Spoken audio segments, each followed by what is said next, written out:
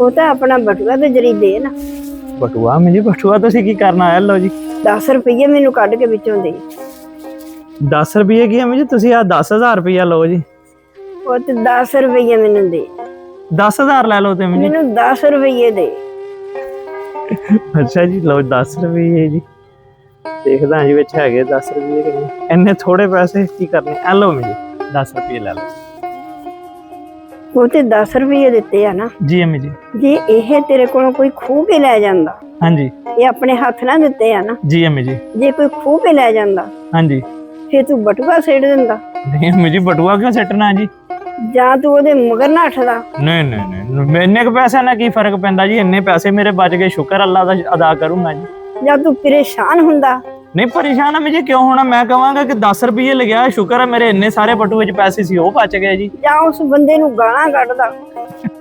ਨਹੀਂ ਅਮੀ ਜੀ, ਸ਼ੁਕਰ ਕਰੂੰਗਾ ਜੀ ਕਿ ਮੇਰੇ ਪੈਸੇ ਬਚ ਗਏ। ਅੱਲਾ ਤਾਲਾ ਸ਼ੁਕਰ ਹੈ ਕਿ 10 ਰੁਪਏ ਹੀ ਗਏ ਸਿਰਫ। ਤੇ ਉਸ ਬੰਦੇ ਨੂੰ ਮਾਰਨੇ ਜਾਊਂਗਾ। ਨਹੀਂ ਅਮੀ ਜੀ।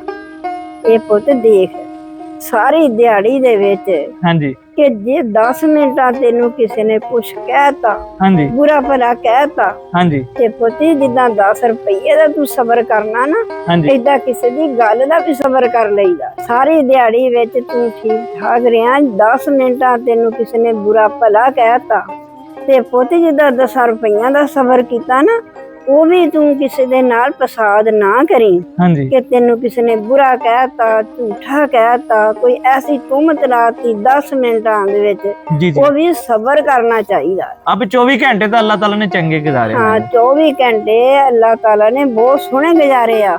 10 ਮਿੰਟਾਂ ਤੇਰੀ ਕਿਸੇ ਨੇ ਚੁਗਲੀ ਕਰ ਲਈ ਜਾਂ ਤੈਨੂੰ ਬੁਰਾ ਕਹਿਤਾ, ਤੇ ਪੁੱਤੇ ਉਹ ਵੀ ਸਬਰ ਕਰੀਦਾ ਆ।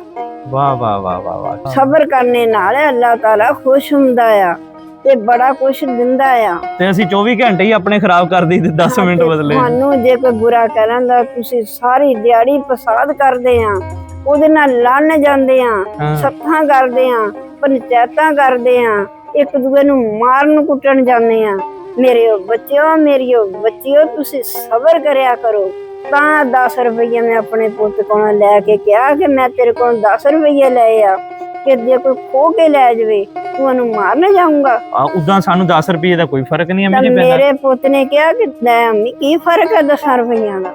ਕਿ ਪੁੱਤੇ ਇਸ ਤਰੀਕੇ ਨਾਲ ਤੁਹਾਨੂੰ ਕੋਈ ਬੁਰਾ ਭਲਾ ਕਹਿੰਦਾ ਹੁੰਦਾ, ਥੋੜਾ ਜਿਹਾ ਸਬਰ ਕਰ ਲਿਆ ਕਰੋ। ਅੰਮੀ ਜੀ ਵਾਕਈ ਅਸੀਂ ਉਹ 10 ਮਿੰਟ ਸਬਰ ਨਹੀਂ ਕਰਦੇ, ਮੁੜ ਕੇ ਕੀ ਹੁੰਦਾ ਸਾਡੇ ਆਪਸ ਚ ਲੜਾਈਆਂ ਹੋ ਜਾਂਦੀਆਂ, ਫਸਾਦ ਹੋ ਜਾਂਦੇ, ਜਾਂ ਤੇ ਬੰਦਾ ਆਪਣੀ ਬੀਵੀ ਦੇ ਨਾ ਸਬਰ ਕਰਕੇ ਤਲਾਕ ਦੇ ਦਿੰਦਾ। ਹਾਂਜੀ ਹਾਂਜੀ। ਜਾਂ ਬੀਵੀ ਕੀ ਕਰਦੀ, ਬੱਚੇ ਦਾ ਆਪਣੇ ਬੰਦੇ ਨੂੰ ਛੱਡ ਕੇ ਚੱਲ ਜਾਂਦੀ ਆ। ਹਾਂਜੀ ਹਾਂਜੀ। ਤੇ ਜਾਂ ਫਿਰ ਇਹ ਹੁੰਦਾ ਕਿ ਕਿਸੇ ਨੇ ਕੋਈ ਗਾਲ ਕੱਢੀ ਆ ਤੇ ਉਹ 10 ਮਿੰਟ ਸਬਰ ਨਹੀਂ ਕਰਨਾ, ਹਾਂਜੀ ਹਾਂਜੀ, ਬੰਦੂਕ ਲੈਣੀ, ਉਹਨੂੰ ਵਿਚਾਰੇ ਨੂੰ ਉਡਾ ਦੇਣਾ, ਜਾਂ ਆਪ ਆਪਣਾ ਘਰ ਵੀ ਬਰਬਾਦ ਕਰਨਾ। ਹਾਂਜੀ। ਤੋ ਗੱਲ ਤੁਹਾਡੀ ਬੜੀ ਕੰਮ ਦੀ ਹੈ ਕਿ 10 ਮਿੰਟ ਅਗਰ ਸਬਰ ਕਰ ਲਈਏ ਅਸੀਂ। ਹਾਂਜੀ ਮੇਰੇ ਬੱਚਿਓ, ਜੇ ਮੇਰੀ ਇਹ ਵੀਡੀਓ ਅੱਛੀ ਲੱਗੀ ਆ ਤੇ ਇਹਨੂੰ ਫੈਲੋ ਵੀ ਕਰੋ, ਇਹਨੂੰ ਸਬਸਕ੍ਰਾਈਬ ਵੀ ਕਰੋ, ਕਿ ਸਾਡਾ YouTube ਦਾ ਸਾਡਾ ਚੈਨਲ ਆ, ਉਹਦੇ ਪਰ ਵੀ ਫੈਲੋ ਕਰੋ, ਉਹਦੇ ਪਰ ਵੀ ਜਾਵੋ।